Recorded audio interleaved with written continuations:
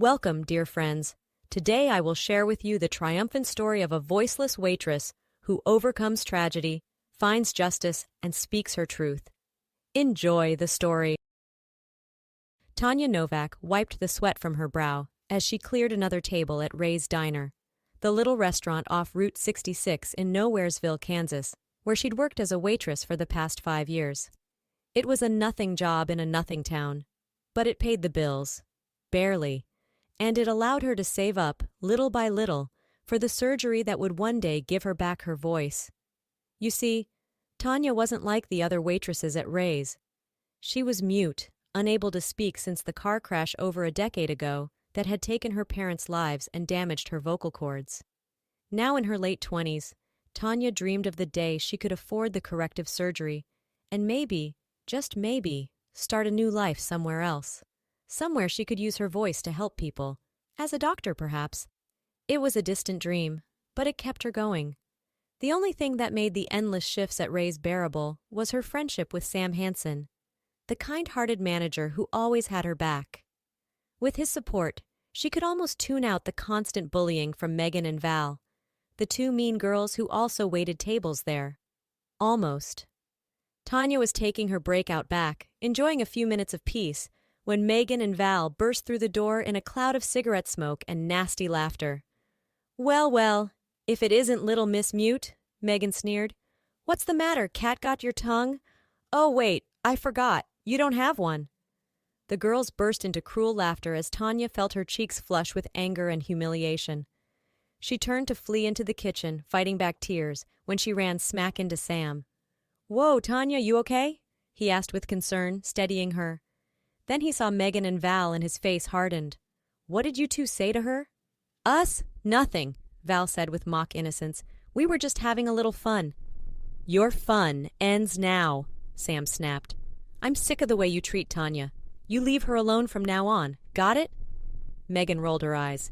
"Geez, relax. We were just joking around." "It's not a joke. It's bullying. And it stops today," Sam said firmly. "Now get back to work, both of you." The girls exchanged sullen looks but slunk back inside. Sam turned to Tanya with a sigh. "You sure you're all right?" Tanya nodded, managing a weak smile. She was lucky to have a friend like Sam, even if friendship was all it could ever be. He didn't know the truth about her. No one did. And she intended to keep it that way. The next few weeks passed in a blur as the restaurant geared up for its biggest event of the year. The wedding reception of Emily Johnson, daughter of local manufacturing tycoon Edward Big Ed Johnson and his socialite wife Caroline. The whole staff was run off their feet with preparations, working late every night. But while the others complained endlessly about the extra work, Tanya found she didn't mind. Losing herself in the endless cycle of polishing cutlery, folding napkins, and arranging centerpieces was almost a relief. It kept her from dwelling on the past, until the night it all came rushing back. She was taking out the trash after a long shift when Megan and Val cornered her in the dark alley behind the restaurant. "Think you're hot stuff because the boss likes you, huh?" Megan hissed, shoving Tanya against the wall. "Well, let me tell you, it won't last." "Yeah, why would Sam want a freak like you when he could have a real woman?" Val taunted. Tanya tried to push past them, but they blocked her way, hemming her in. She felt the old familiar panic rising in her throat, her pulse pounding in her ears. She opened her mouth to scream, forgetting for an instant that no sound would come out. Suddenly, the back door banged open, and Sam burst into the alley. "What the hell is going on out here?" he demanded. Megan and Val jumped apart guiltily. "Nothing. We were just talking," Megan stammered. Sam looked from their guilty faces to Tanya, trembling and fighting tears, and his jaw tightened. "Save it. I saw you. Consider this your last warning. You pull something like this again, you're fired. Both of you. Now go home." The girls slunk off and Sam turned to Tanya with concern. "Jesus, Tanya, I'm so sorry. Let me walk you home. Make sure you get there safe." She shook her head, embarrassed, but he insisted. As they walked the quiet streets, Tanya felt a sudden urge to unburden herself. Before she could second-guess it, she found herself typing a message on her phone and holding it up for Sam to read. "I wasn't always mute. There was an accident when I was 15. He looked at her phone, then back at her, stunned. She kept typing, the words pouring out of her. "A drunk driver hit our car, killed my parents instantly. I survived, but my vocal cords were damaged." She went on to explain about her dream of getting surgery someday to restore her voice, how she was saving every penny, even though it would likely take years, how much she hated being pitied, being seen as a freak. When she was done, Tanya felt oddly light, as if a weight had been lifted. She looked at Sam nervously, afraid of what she'd see. But his eyes held no pity, only kindness and understanding. "I had no idea, Tanya. I'm so sorry you've had to go through that and all alone. But you're not alone anymore, okay? I'm here for you, whatever you need." Tanya blinked back tears, overcome with gratitude. She typed 2 simple words. "Thank you." The day of the big wedding reception arrived, and the restaurant was in chaos. Limos full of tuxedo-clad men and designer-draped women rolled up to the entrance, spilling out VIP guests of the Johnson family. As Tanya rushed around pouring champagne and clearing hors d'oeuvres plates, she tried to ignore Megan and Val's stage-whispered taunts every time she passed their stations. After the alley ambush and Sam's final warning, the mean girls were too savvy to confront Tanya directly. But their campaign of snide remarks and dirty looks hadn't let up. At last, after the toasts had been made and the 12-piece band struck up, the bride and groom led the way into the dining room, followed by a beaming Mr. and Mrs. Johnson greeting their guests. And that's when Tanya saw him, and her blood ran cold. Big Ed Johnson, father of the bride, and the man behind the wheel that fateful rainy night 15 years ago. The man who drunkenly swerved into their lane, plowing into her family's car. The man who'd staggered away from the crash unscathed while her parents lay dead and she lay bloody and broken, vocal cords shredded and voice silenced forever. She'd seen his picture in the papers over the years, of course. He was a local celebrity after all. But to see him here, now, in the flesh, it was like a waking nightmare. He'd never been charged, never faced justice, his team of high-priced lawyers no doubt making the whole thing go away. And now here he was, celebrating his daughter's wedding, without a care in the world. "Tanya, table 6 needs water." Sam's voice at her elbow snapped her out of her daze. She stared at him uncomprehendingly for a moment, before nodding and grabbing a pitcher, hurrying to fill glasses. She had a job to do, no matter what. She just had to get through this shift. But as fate would have it, she wouldn't make it through unscathed. Halfway through the entree service, a sudden commotion broke out at the head table where the Johnsons sat. Mrs. Johnson had collapsed, clutching her throat, her face turning blue. She was choking. "Somebody call 911!" a woman screamed as the guests erupted into pandemonium. But Tanya didn't hesitate.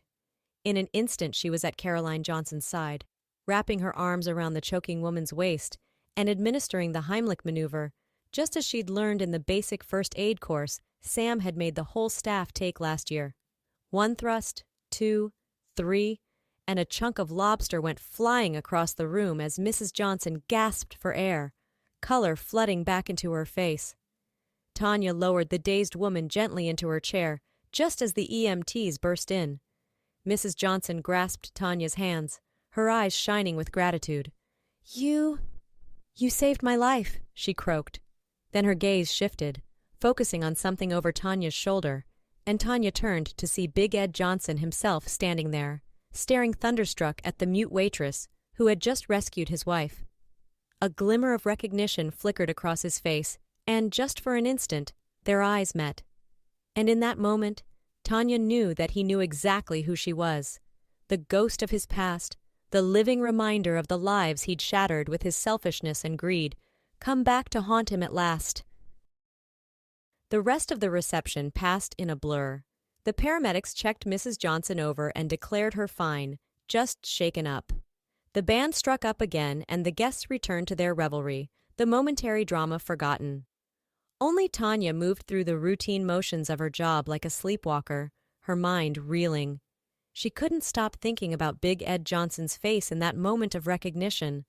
The shock, the guilt, the fear that she might somehow expose him after all these years.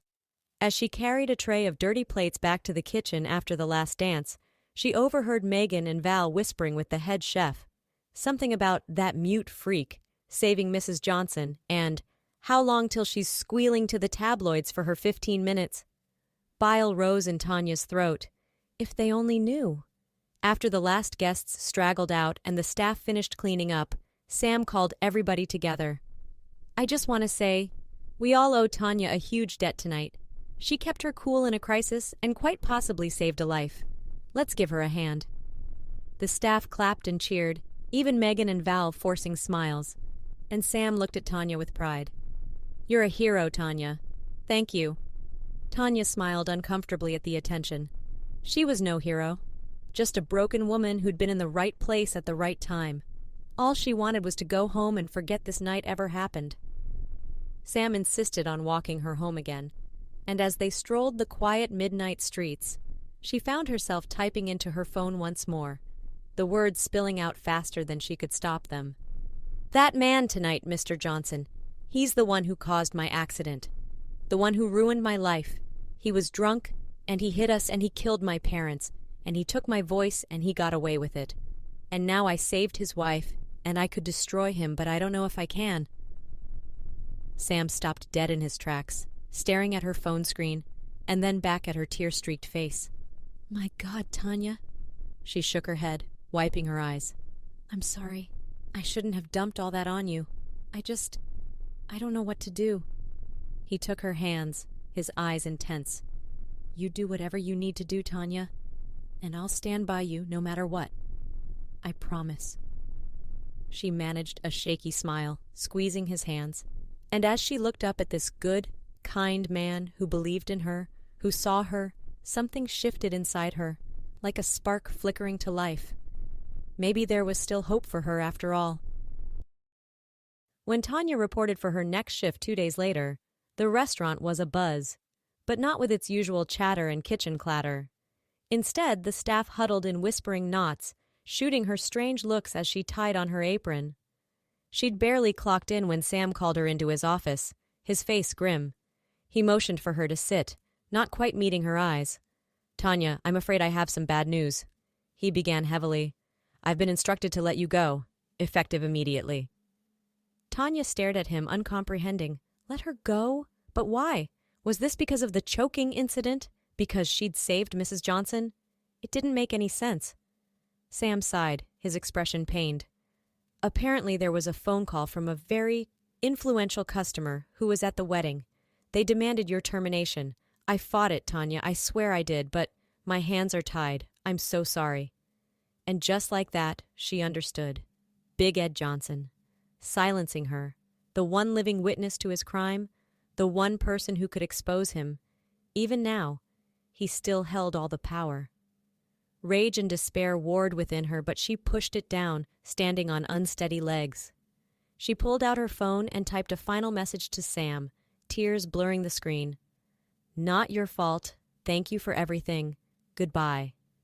Then she handed in her apron and walked out of Ray's diner for the last time, ignoring the stares and whispers. It was over. It was all over. Now what would she do? Lost in hopelessness, she didn't notice the black town car idling at the curb until the tinted rear window rolled down and a familiar voice called out, Tanya, please wait, I need to speak with you. She turned, her pulse quickening as she saw Caroline Johnson leaning out of the car, her expression anxious but determined. What could she possibly want? Mrs. Johnson opened the door, beckoning to her. Please get in.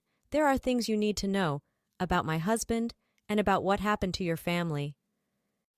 6 months later. The little white clapboard church was strung with fairy lights and bursting with flowers as the wedding guests filed in, taking their seats on the old wooden pews. Megan, Val, and the rest of the restaurant crew slid into a back row, whispering excitedly as they craned their necks to see the groom fidgeting nervously at the altar. I can't believe it's really happening, Megan murmured. I never thought Sam would go through with it, marrying a mute. She's not mute anymore, remember? Val hissed. She got that fancy surgery Mrs. Johnson paid for. I hear she sounds totally normal now. Megan scowled. Yeah, well, she's still a freak. Did you see that article about her in People last week? The waitress who saved a life and found her voice. give me a break. Shh, it's starting. Val stage whispered as the organist struck up and the back doors swung open to reveal the bride on the arm of a beaming Mrs. Johnson. Tanya was resplendent in a simple white lace gown, her dark hair swept up to reveal her radiant smile, and as she glided down the aisle to join a misty-eyed Sam at the altar, she had never felt more powerful, or more at peace. For she had found her voice at last, in more ways than one.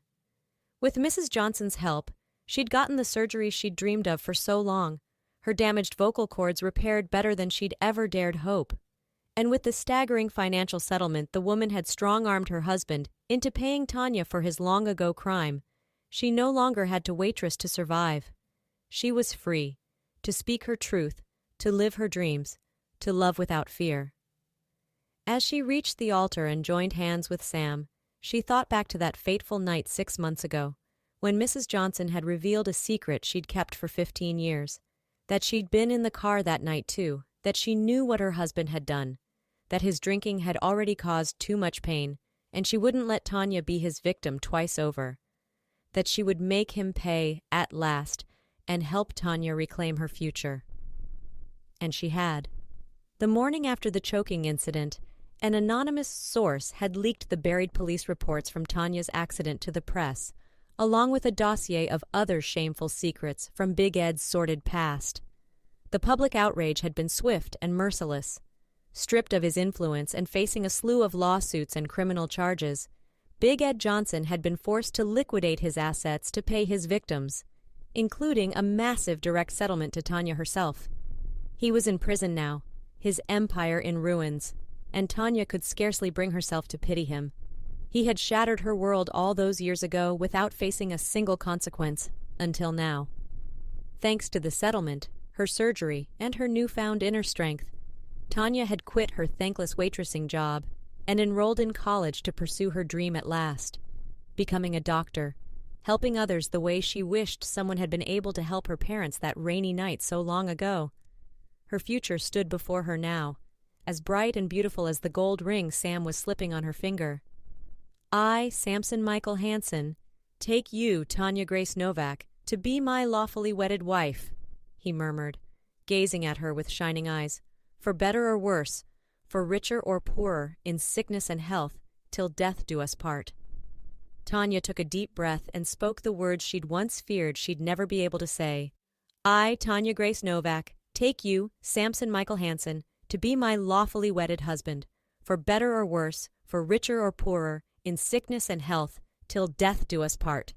Her voice rang out strong and clear, a miracle in itself, and happy tears sprang to her eyes as the small congregation broke into applause. In the back row, Megan sat with her arms stubbornly crossed, the only one refusing to join in. Val elbowed her. Oh, come on, don't be such a bee. Even you have to admit this is beautiful. Megan just sniffed. Whatever. I give it 6 months tops. She's only after his money, you know. Gold-digging tramp. Val sighed. You really don't get it, do you? Look at them, Meg. That's love. Real love. Not everyone is as cynical and shallow as you. She stood up and moved to a different pew, leaving Megan alone with her bitterness. But Tanya saw none of this. Wrapped up as she was in her new husband's arms, lost in the promise of her new life unfolding before her at last. She was Tanya Novak Hansen now, a survivor, a fighter, a woman with a voice and a bright future, and a love that could overcome anything. And as she kissed Sam to the whoops and cheers of her friends, she felt an overwhelming wave of gratitude and joy flooding through her. She had made it through the darkness to the light. She had reclaimed her story and rewritten her ending. And now, at last, she could finally speak the 2 words that meant more to her than any others. I do.